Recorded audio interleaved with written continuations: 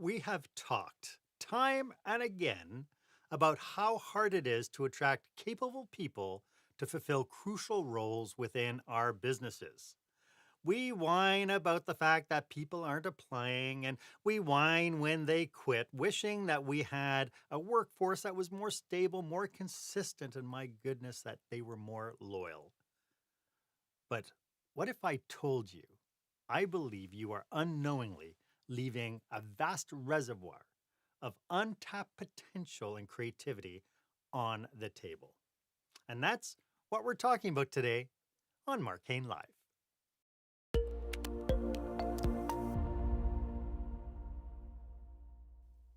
Welcome to this episode. This is where small business owners and entrepreneurs develop new skills to help them create the jaw-dropping, show-stopping experience that their customers and their employees deserve. I am your host, customer and employee experience strategist, Marc Haine. I am so glad that you are here today for a wonderful conversation. My guest for this episode is one of Canada's top leading experts in disability inclusion, Denis Boudreau. And today we are going to be exploring a transformative approach that enriches your workforce and revolutionizes how you solve problems and connect with your community. We are going to discuss often overlooked dimensions of things like diversity that can propel your business to new heights. And we're going to uncover the 15 keys to inclusive leadership. So stay with us. I was one of the lucky ones. Early in my career, I had the pleasure of working with a gent who had Down syndrome. Uh, I was newly promoted to the rank of supervisor, and I was always blown away by how consistent Eric was in showing up for work and performing his duties. He was so diligent. I know that as I evolved in leadership within the different capacities of casinos and hotels and restaurants, I know that each of the communities I've ever served, we have specialized agencies within those communities dedicated to supporting individuals with physical and neurodiverse needs, ensuring that they find suitable and fulfilling opportunities. At the same token, they give us a heck of a lot of opportunities to be able to support our businesses. So that brings us to our question of the day.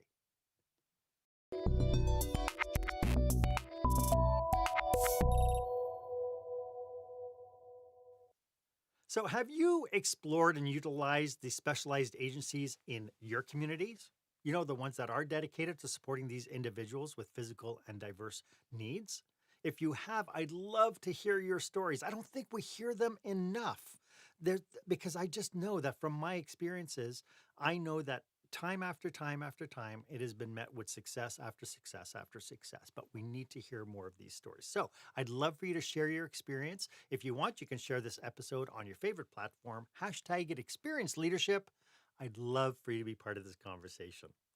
Today, we are honored to have with us a remarkable individual whose work is not just a profession, but a powerful mission.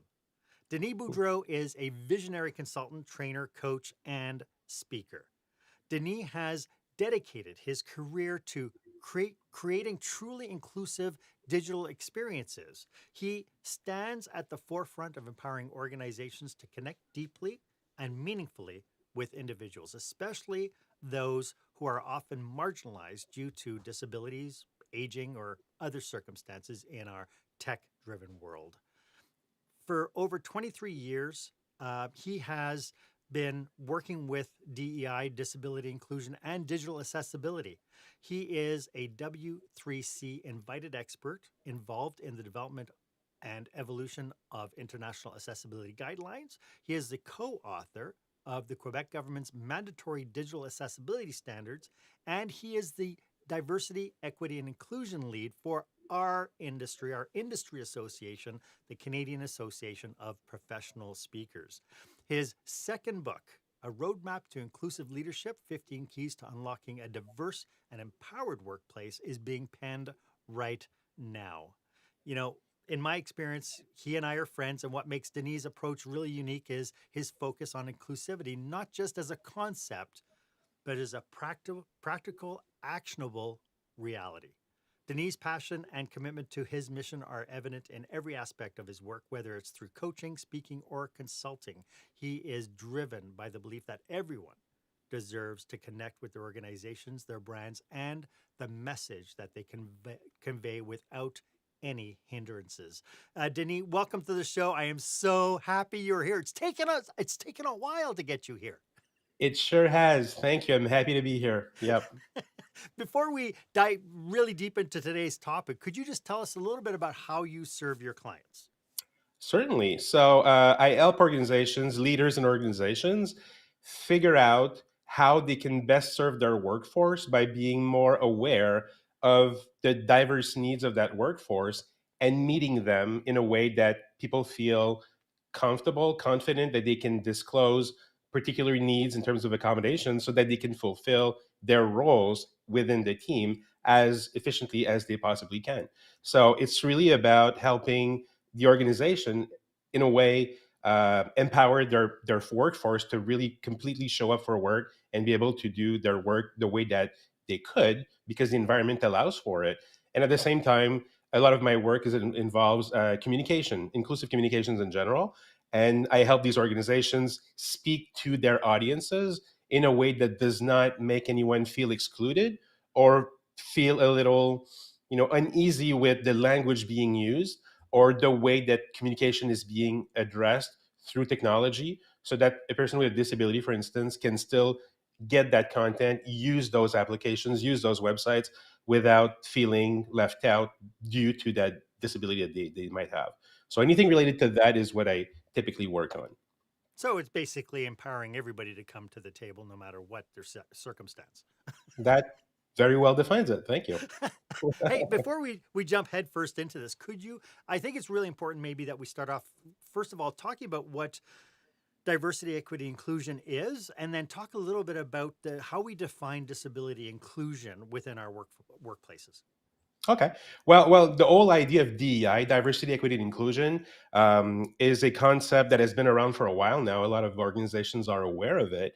Um, and the idea behind this basically is to break down barriers for underrepresented groups typically. And when we think about DEI, we typically think about race, we think about gender expression, we think about sexuality, religion, things like that. Sometimes we think about aging. And the whole point really is to make those folks feel like they're part of the team, part of our environment, our workforce, our platforms, just as much as anybody else. And breaking down stigma, breaking down barriers, breaking down any reason through which they might feel like they're not fully part of this thing that we have in the organization or in society in general. Where I come in is I bring disability into this equation. Because interestingly enough, most organizations, and by most I mean only 4% of organizations who actually have a DEI framework, a policy and initiative internally, only 4% of those organizations actually consider disability to be one of those protected characteristics. Meaning that while the percentage of people with disabilities in society, we can talk about that a little later if you want to, but I mean, the prevalence of disability in society, but also in the workplace, is extremely high. People are not aware of it and are not talking about that. And as a result, people with different types of disabilities, different types of needs, when they can hide those, will typically do so because they fear of their fear of repercussions if they out themselves.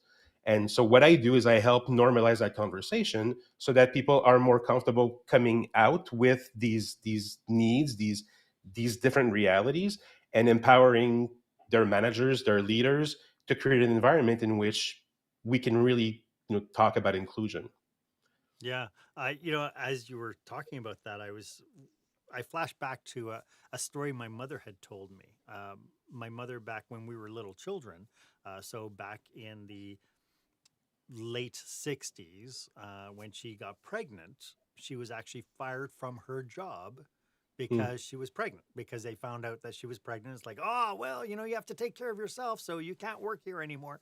And I think from that perspective, and then where we are today, and it's like we've just evolved in so many different realms, Oh yeah. and yet as much as we've evolved, we still have a lot of work to do. Clearly, first off, I'd say that what a great way to take care of yourself, being without a job and a kid on the way. That's a fantastic way to take care of yourself. Clearly, the world has changed since then. The work that people like me do was not really possible, 30 years ago, and it became something that is more and more recognized as part of what we do, what we care about as a society. And in large part, this is due to younger generations that grew up with this feeling of inclusion that is not something that I recognize all that much in Gen Xers, for instance, which is where I sit very proudly, but still. So yeah, it has changed quite a bit since then, but there's still a lot of work to do. Clearly, we're at least talking about it now, but what is currently being done in organizations to make sure that someone with a disability can fully participate is still only or has only gotten so far up to Yeah. this point.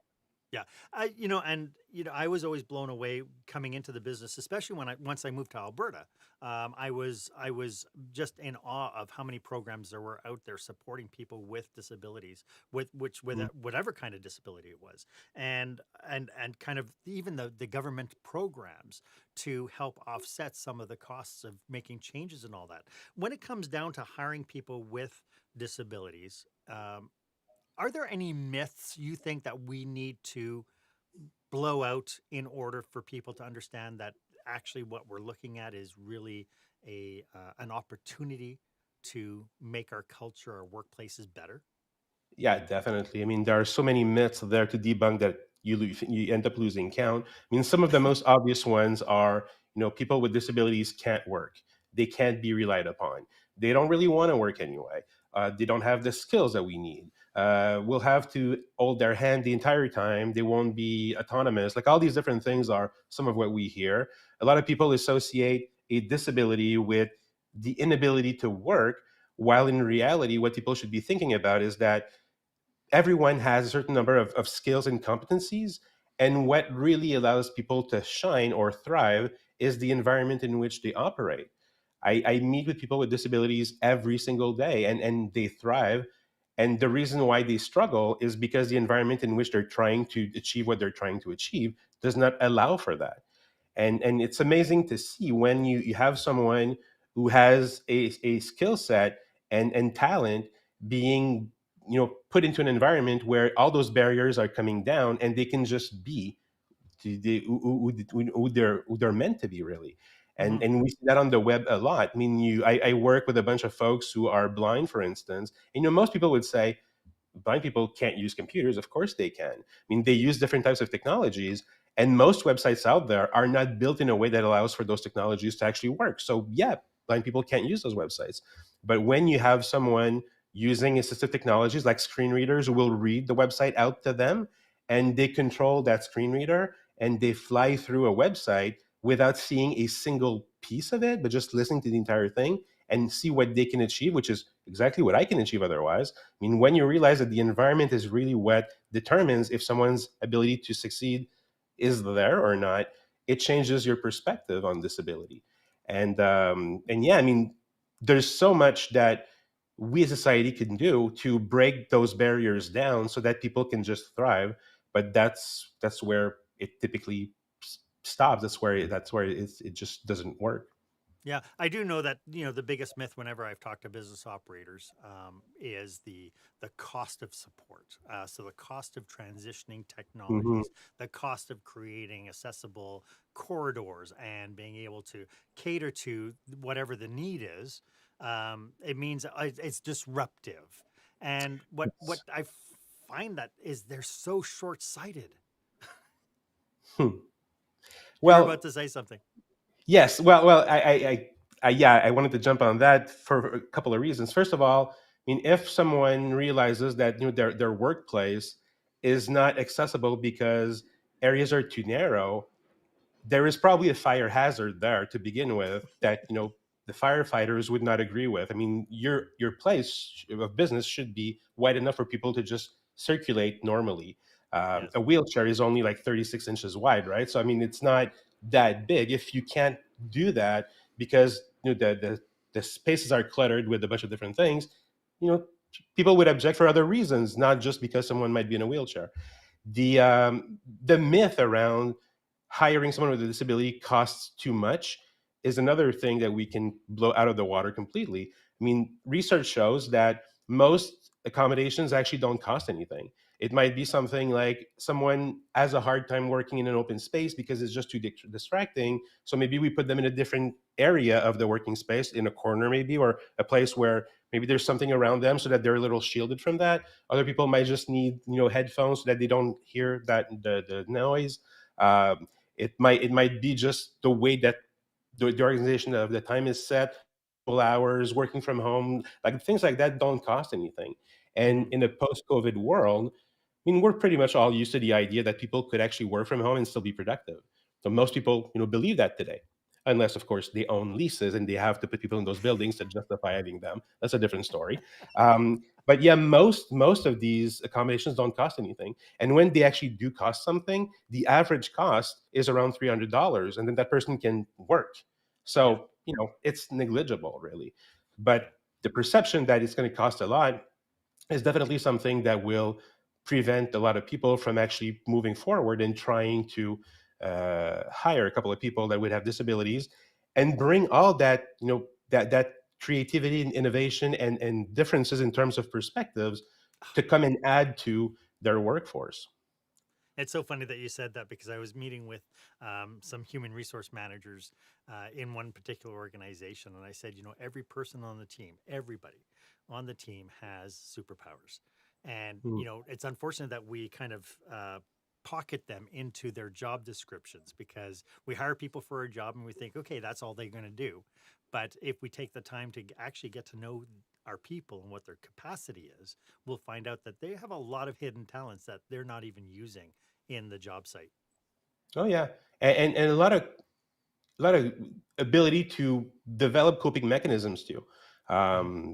Yeah, I can give you so many examples. I'll give you one from my own experience. For instance, I'm colorblind, so color perception is not something that I can easily do, and by easily I mean I just can't. I really can't tell colors apart all that much, and that never prevented me from working for 4 years. 4 years in a company that was designing suits for men, and of all jobs out there, I was the person matching colors for that company. And I did that very successfully for 4 years. I Yeah. never knew what the colors were, but I found out really quickly that every color had a number assigned to it. And I could look into the patterns and the history and the trends in fashion. And I knew, for instance, that, bear with me, that was the 90s, but, uh, taupe pants and the navy blazers worked well together. So I didn't know what those what colors were, but I knew the numbers, so I could match those. Like, you can understand, and I could work around these things. And like I said, did that very successfully for 4 years. And then I went on to become a web designer, among other things. Again, designing websites and stuff. And I don't really can tell color apart. I mean, your skin might be green, and I think it's beige for all I know. But so I was a little particular in how I designed, but what I worked on was working really nicely. It's just different. And Yeah. when you tap into this, and you allow people to tap into their creativity, their ability, and you know their innovation in a way, what you get is different than what you otherwise would get. If everyone is exactly the same in your organization, you can't expect any of them to think differently or outside of the box. I mean, everyone's going to think the same way, and you're going to have a very predictable workforce. If you bring in a lot of diversity, you'll have this outlier all the time coming in with a different perspective, and that might be what you need to innovate in that particular case. and Yeah. and again, people don't think about that from that standpoint, but they And should. again, and to your point, as long as we are allowed those voices at the table, then it's something that we could take advantage of and actually help grow our business. What do you Absolutely. think leaders need to understand about disability inclusion and DEI that they don't know now? What are some of the things that you think are kind of just not within the radar of leadership? I think the most important thing leaders need to understand is that roughly 20% of the workforce, pretty much everywhere, is neurodivergent to begin with. In society, according to Statistics Canada, and the data is from a couple of weeks ago in this case, 27% of Canadians self-identify as having at least one disability. So that's more than a quarter of the population.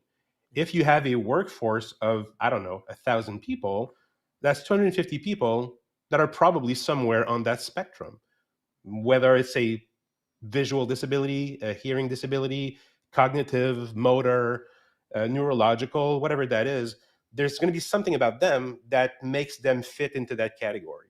The reason why people don't think about it, the reason why it's so staggering for most people to think that 27% of the population might have a disability is that over 80% of those disabilities are in fact invisible.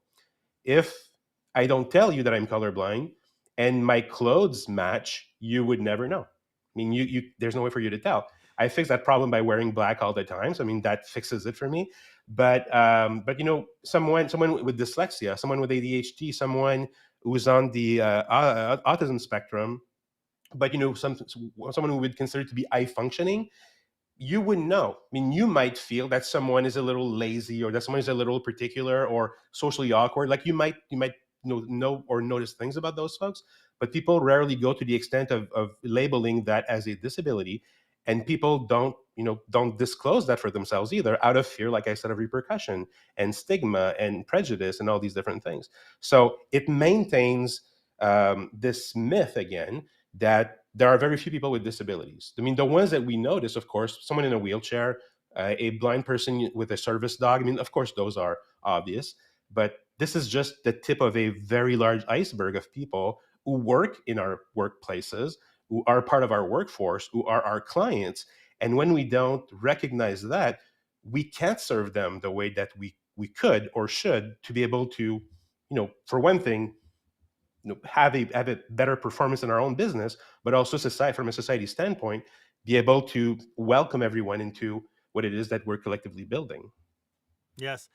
Interesting that you said that because, way back in the middle 80s, I was working with a group of people and we were actually working on a senior sensitivity workshop where we could work with frontline workers to get them to understand that when they are dealing with senior clients in their own right have some specific needs. And how often do we see a clerk at a checkout counter, who's doing the things and they're with a senior, somebody who's elderly, and they're like, and they're so impatient.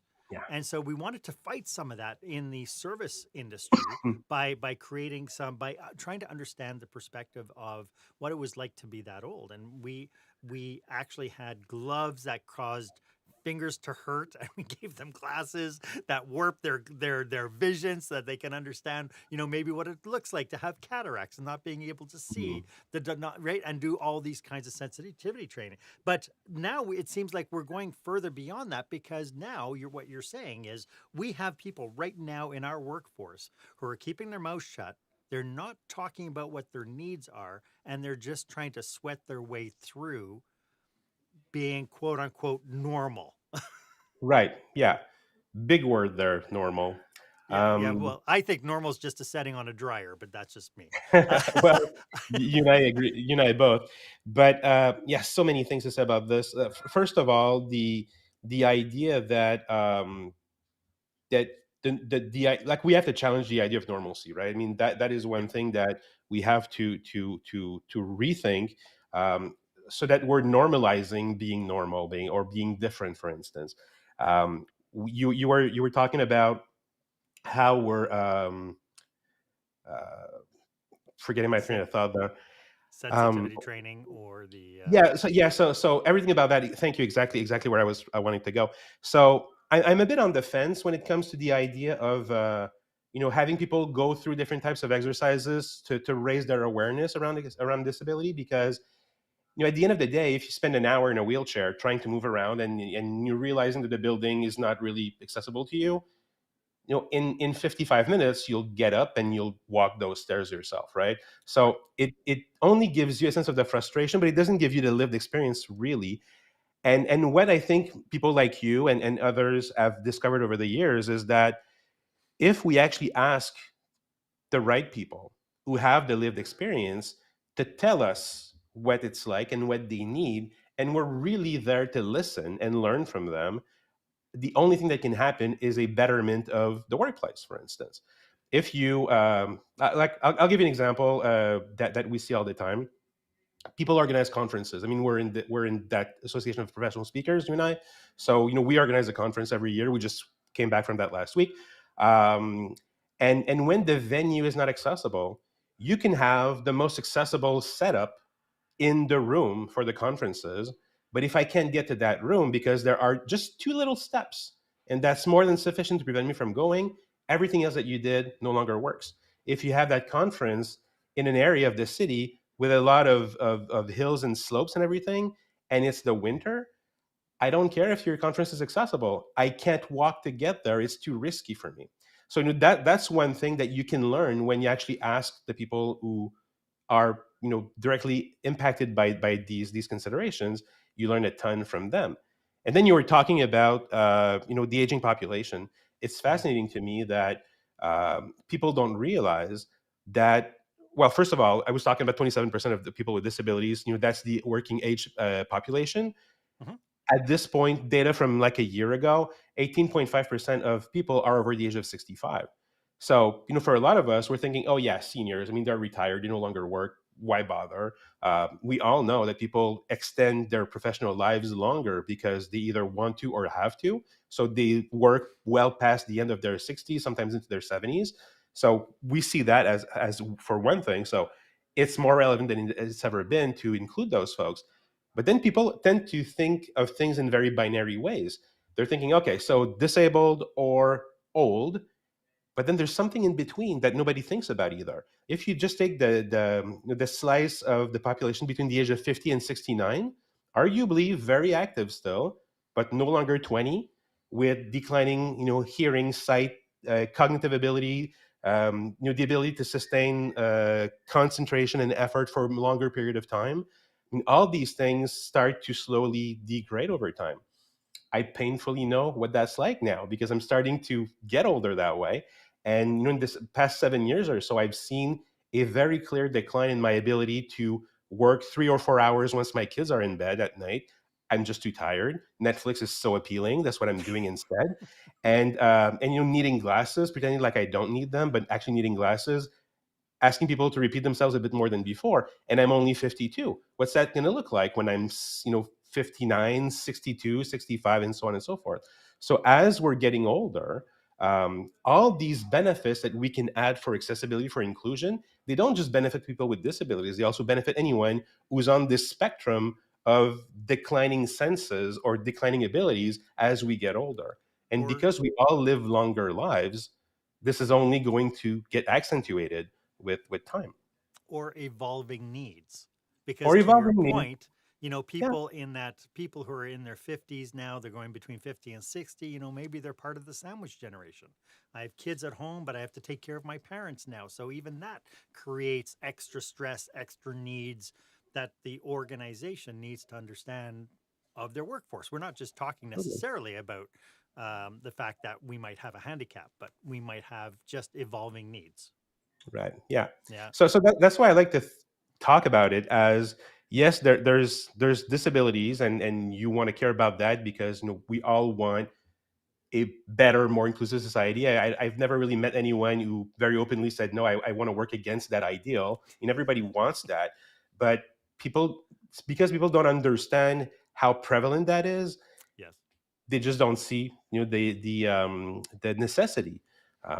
But when you start adding up, people that are getting older that don't are either not disabled themselves or don't consider themselves to be, that population, which is pretty much everyone, like I said, from the age of 45, 50 and up, and then those who actually have a disability, you can't quite combine those percentages together because there's some overlap, but we're easily talking more than 40% of the population. If you have equal hiring practices internally in your organization, and you do hire with different diversity criteria in mind, you are hiring those people. And if you're not doing anything to accommodate them, those folks basically mask when they come to work, Yeah. and they do their best, and you're not getting their best performances because the environment does not allow for that.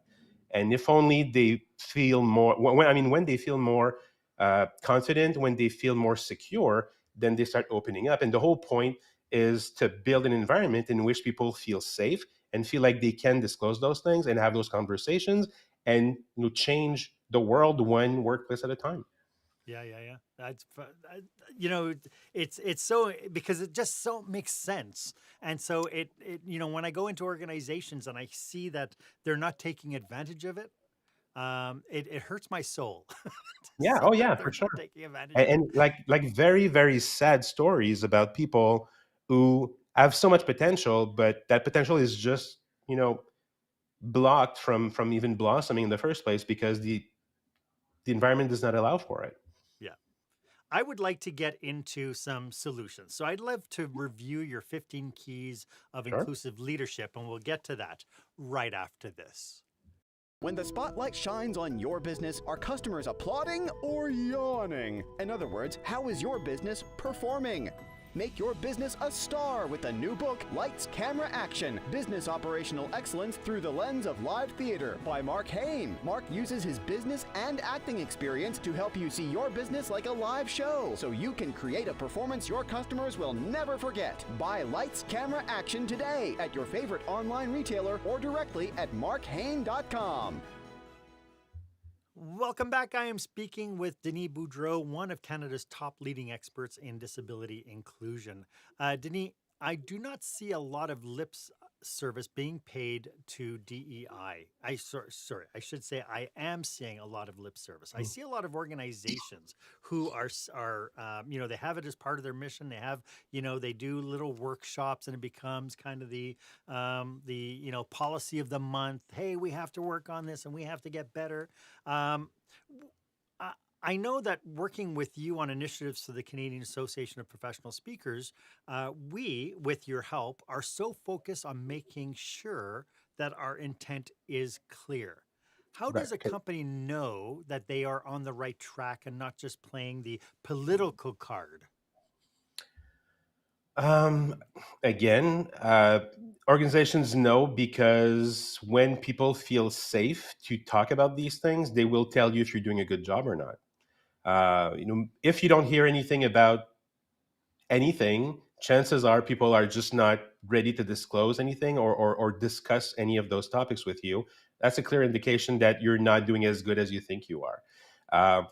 It's DEI in a lot of ways is kind of like core values for an organization. When you talk to people in organizations and then they have the core values on the wall and people are laughing at the core values because, oh yeah, sure, yeah, our core values, when it's seen like that, clearly when there's sarcasm in the whole core value conversation, it's because people just don't feel it. So we see a lot of that with DEI as well. I mean, most organizations started paying attention to DEI when with the murder of George Floyd. So Right. with Black Lives Matter, this is where it started. The Me Too movement, like this is where really things started to change. A couple of years, like 4 years ago, so something like that, 2019, 2018, when it really started coming together more. And yeah, so a lot of people just stopped there.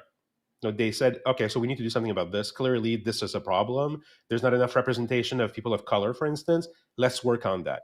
And then pretty much everyone changed their stock photos on their websites and they said, job's done. And then they moved on to something else, not understanding that beyond the tokenism of really just having different representations, there was a much deeper work that needed to be done to transform the culture so that people who are underrepresented actually feel like they're part of it as well. And most organizations stop before that. So the way that you measure whether or not, I mean, I'm not trying to be sarcastic, but the way that you measure whether or not you're doing well with your DI initiative is if people actually take it seriously.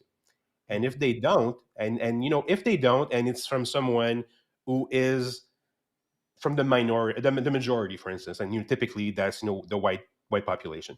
So if you're white and you're laughing at this because you don't really care, you don't see the interest of it, that's one thing. I mean, maybe there's some education that needs to happen for you to understand why this matters. But if you are talking to people who are underrepresented, you know, um, BIPOC, people of color. I mean, whatever the characteristic that we would want to talk about here.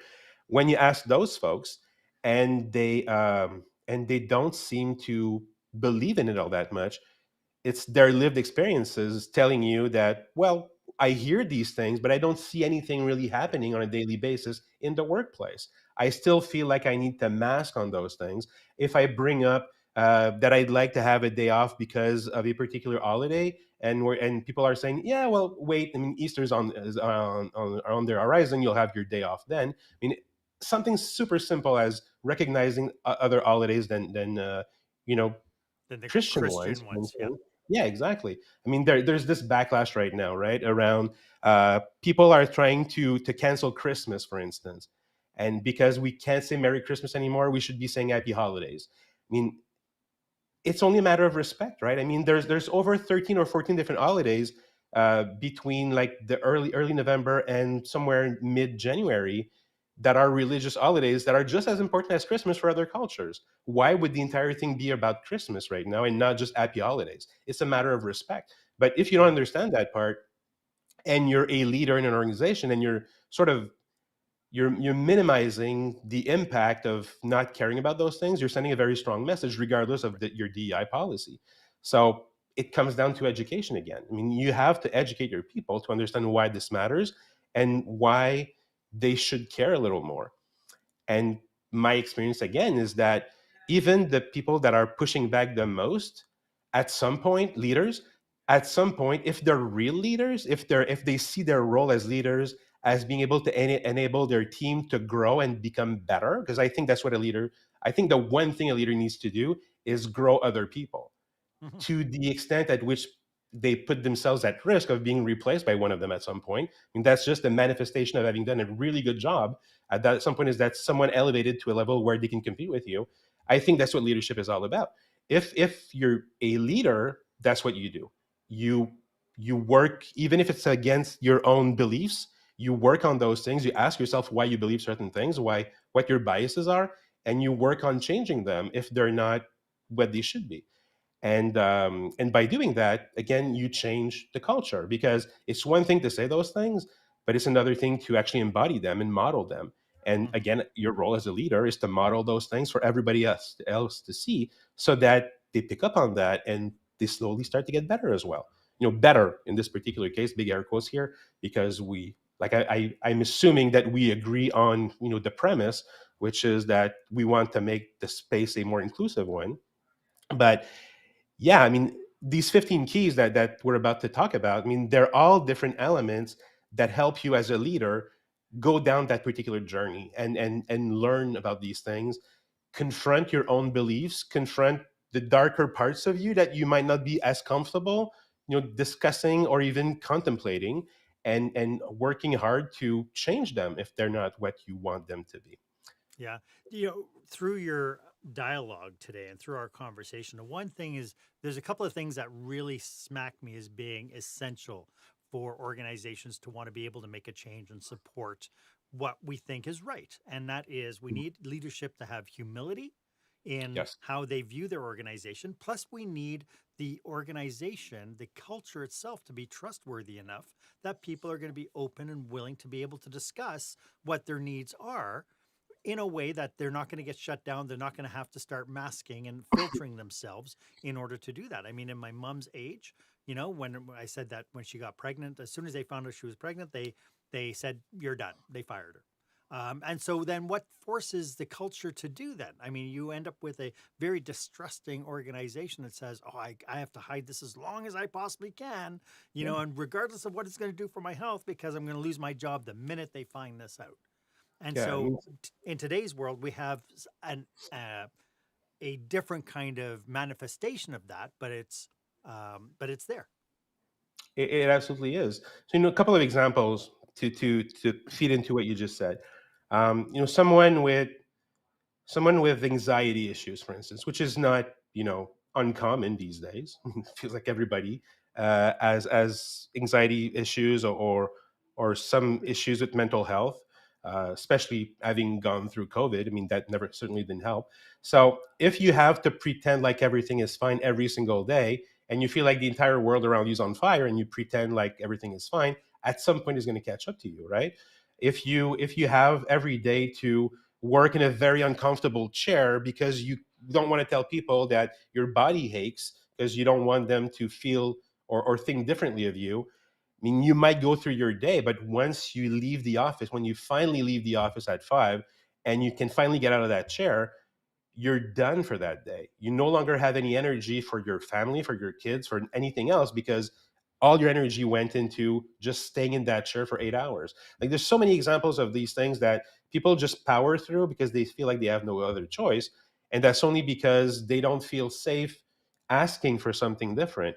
And sometimes, like I said, it's nothing. It costs nothing, or it costs a couple of hundreds of dollars to fix that problem for that person so that she can then thrive as she could otherwise. And sadly, most people never build up the courage to actually ask for those things because they need that job. They don't want to be seen differently, and people are miserable. And miserable people don't perform the way that happy people do. It's pretty obvious, but we never get that far in the way that we think about it. Sadly. Right. If this is resonating with the audience, can you let us know how people can get in contact with you if they want to Sure. pick your brain, hire you, whatever needs to happen? So my website is inclusive.ca. So that's a bit of a trick there. It's inklusiv.ca. You can get a hold of me there for sure. On LinkedIn, it's D Boudreau, so DBOUDREAU on LinkedIn. Yeah, that's mostly where I live. LinkedIn is mostly where I live. Everything else is just a place to drop images and stuff, so not as relevant, I guess. But yeah, so LinkedIn definitely where I spend most of my time, and the website, of course. On the website, I have a ton of resources that I give away for free. Every day, I share tips about inclusion, about speaking inclusively, looking into web tips for your website for accessibility there, challenging your own biases, like things like that. So every day there's something new that comes up. There's a blog post these days, like for the last 6 months or so, I write exclusively on leadership. As you were saying, I'm writing that book. So a lot of what I'm writing turns into blog posts. That's like the first draft of my ideas. So I'm sharing that. So there's a ton of stuff that I give away for free just because, yeah, you might be able to tell I'm quite passionate about this and I want to Mhm. change the world in that sense. So I try to share as much as possible. Lovely. Tell us a little bit about your upcoming book. So it's about those 15 keys, right? So I mean, examples of those keys are things like we talked about understanding disability. So that, I think for me, that's the first key on that roadmap. Understanding about disability and legislation, for instance, like what are the laws around this? What are you obligated to do in Canada and the US, for instance? There's a lot of things that people are not aware of, and that results into complaints, lawsuits, a lot of catastrophic impact from a reputational standpoint, and just generally speaking for your organization. uh, Workplace accessibility, how do you make your workplace more accessible, is another example of what we're talking about. From a digital standpoint, so your website, your applications, your PDF documents and whatnot. The etiquette around disability also, I mean, how do you talk about these things? You've heard me today talk about people with disabilities and disabled people. These are two very different ways to talk about this. It's a identity first versus a person first type of language. There's a whole conversation to be had about which one is okay and which one isn't okay, and who thinks which one is okay or not. So there's a lot to learn and debunk around that, among other things. And if you're not comfortable with the language, how could you possibly have the conversations, right? So I mean, that's part of what we're talking about. Reasonable accommodations is another one. Representation is another one that we talk about. So all of these and more are part of these 15 keys that I'm writing about on in that book, to give people a very practical series of tips and tricks about how to change the culture internally, so that progressively it becomes a bit more inclusive. So the book is really about setting the frame around why this matters, kind of what we've been talking about today, and then getting into these 15 keys. And each key is basically presented as a journey from different characters that keep coming back in the story, two people managers, and then a couple of employees that have disabilities, and how they work together towards creating more inclusive workplaces. So Sure. it's a combination of storytelling and data and ideas bundled Lovely. together, to go through that journey to get to a point where the workplace is more inclusive. So while we're at it, can you give us the Coles notes of the 15 key roadmap to inclusive leadership? At a very high level, it's just helping you move from where you are right now. I mean, we're all at a different stage in our understanding of what inclusion means in the workplace. So it's taking you from where you are with your strengths and weaknesses, with what you know and what you don't know, and offering you different ways to build on top of that to get to another state of being where these things come to you more naturally, where they become part of who you are, if that's something that you think should you should have or you should be. So it's I very much see it as a roadmap where you get to pick your starting point, kind of a like kind of a pick your own adventure kind of thing. Like, you start here, you are going to look into, say, etiquette first, and we're going to be to learn about that a bit more. And then you're going to say, okay, so what about representation? What about accommodation? What about self advocacy for and empowering people to feel like they can talk about themselves? What about mental health? What about intersectionality between different types of disabilities and other situations where of underrepresentation? I mean, it's one thing to be a white, uh, deaf man. It's a very different thing to be a black woman who's also deaf. I mean, the deafness is the same, but the other aspects of your being condition a different experience through that. So recognizing that intersectionality of different conditions also plays in that equation. So at a high level, that's the idea. I mean, it's really a roadmap to get you to a point where, as a leader, as a people manager, you are creating an environment where people will feel more comfortable, more safe, more confident that you have their backs, and so they can bring their best selves to work.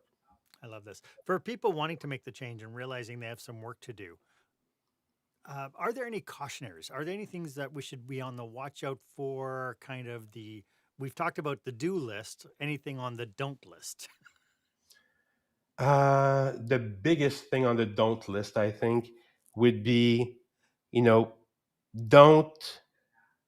Maybe it's a do. I'm not sure, but do question your own biases. I mean, it's a hard thing to do, but if you agree, for instance, that this is an ideal state to achieve, every time that you catch yourself thinking something that doesn't work that doesn't go in that direction, actually, you challenge that. And I see that with a lot of people, for instance, who are saying, yeah, I'm anti-racist, for instance. And when you have deep conversations with people, you realize that everyone has a little bit of that into them. I mean, even those, and typically the ones who claim the loudest that they don't are the ones who actually do.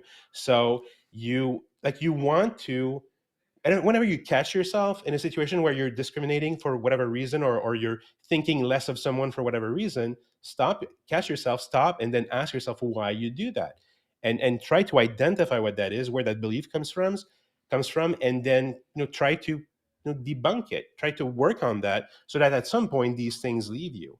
Because if you hire, if you're a hiring manager, for instance, and you look at resumes, and then you see two resumes that are equally qualified, but then one of them has a name that feels a little strange to you, and that pushes you towards the other one, you should really question that. We see that all the time. If you associate different names with different skin colors, and you tend to shy away from those because you're not as comfortable, ask yourself why that is. If you feel that it's weird and silly to want to be labeled as they, them, as opposed to he or she, ask yourself why that is. I mean, why is it bothering you all that much?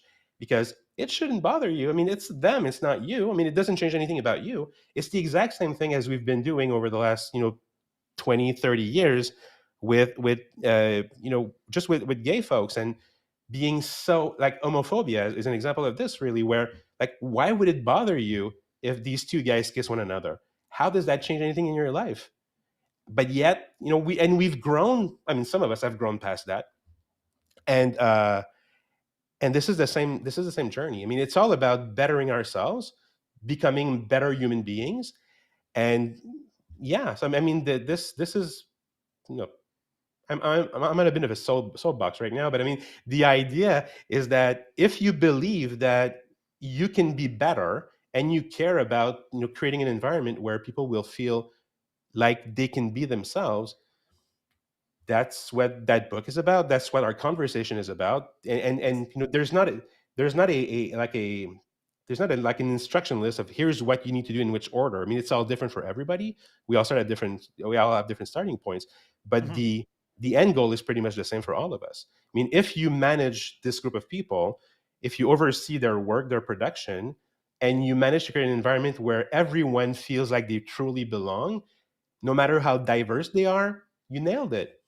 And the only way to really do that is to do it as a group. I mean, we all know, like we've all heard things like it takes a village and all these different things, Right. but this is particularly true in this case. I mean, you cannot understand how it's like to be deaf, how it's like to be someone who deals with anxiety issues, who has mental health problems, who has depression, like all these different things, you know being hard of hearing and being annoyed because you can't quite understand what was said in the corner of the meeting room over there because they were talking a little too quiet, and feeling frustrated.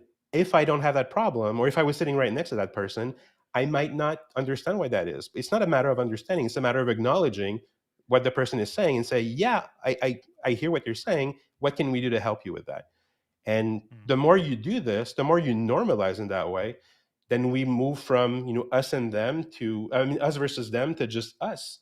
And it Right. it creates, again, it contributes to creating this space where people feel safe and comfortable and want to come in and contribute. And that's Well, when your business starts soaring even more. yeah. When is your book coming out? When are you planning to release it? That's the $1 million question. If everything goes well, summer of 2023, 2024. Okay. Um, So fall. but possibly. I mean, if Great. let's say 2024. Let's say that. I think I Okay. can commit to that. Yeah, Yeah. fine. This has been such a great conversation, Denis. Do you have any last thoughts about what we've been talking about? My sure. My last thought is just jump in. I mean, give yourself grace. You're not going to do it all perfect. You're going to make a ton of mistakes. You're going to have people. If you do it well, people are going to become more comfortable telling you where you screwed up, basically, on different things. We all do. The idea is, fail often, and like fail fast, fail often, but learn from this, Hmm. and keep going. I mean, like I said, it's very humbling to see all the things we don't know, and all the the biases that we have, and the things that we just don't understand just yet. And every time that something adds to this, get a little better, and it's the only way to grow. You grow in uncomfortable spaces. You don't grow Yes. in the comfort zone, right? I mean, we all know Right. this. Yeah. So this is exactly the same. If it feels uncomfortable, if it feels a little painful, you're probably doing it right. And just acknowledge and give yourself grace for having done that, and give yourself the time to do it, to eventually get there. If your I team love it. understands what you're trying to do, most of them will be supporting you as And well, no, and you'll that's reinforce that relationship. yeah. Could you remind everybody one more time how they can get a hold of you? Absolutely. So inclusive.ca, inklusiv.ca is the website. You can get a hold of me with my, well, first letter of my first name and then last name. So D Boudreau, DBOUDREAU at inclusive.ca is a good way to reach out to me. And yeah, that's probably the easiest way. Or just find me on LinkedIn. That's also very Terrific. easy. Denis, I'm the, thank you on- I'm so the only much. Yeah, I'm the only Denis Boudreau with a big beard on LinkedIn, so he's enough to find. We're going to have to test that. Thank you so much. It is absolutely clear that this is your passion, and I appreciate you sharing your expertise with us today. This has been really, truly a blessing. Thank you so Yep. much. Thank you for having me. It was great. Why don't you let me know if this was of value to you? As you could tell, Denis and I are passionate and really focused on supporting businesses just like yours. So if you would like to make some time to meet, to brainstorm your business with you and your team, feel free to book time on the online calendar. My online calendar is down below. It's the one that's marked meetwith.marchaine.com. And of course, you can meet Denis on his website or at his email. It would be my honor to be of service to you. And while you're at it, why don't you leave a comment about this episode? I'd love to get your feedback. Was this of value to you? And of course, if you haven't done so yet, make sure that you've subscribed to this podcast. That way you get notification when we launch the next episode. Thank you so much for joining me today. My name is Marc Haine. I hope you stay safe, stay healthy, and I hope you dare to be the exception.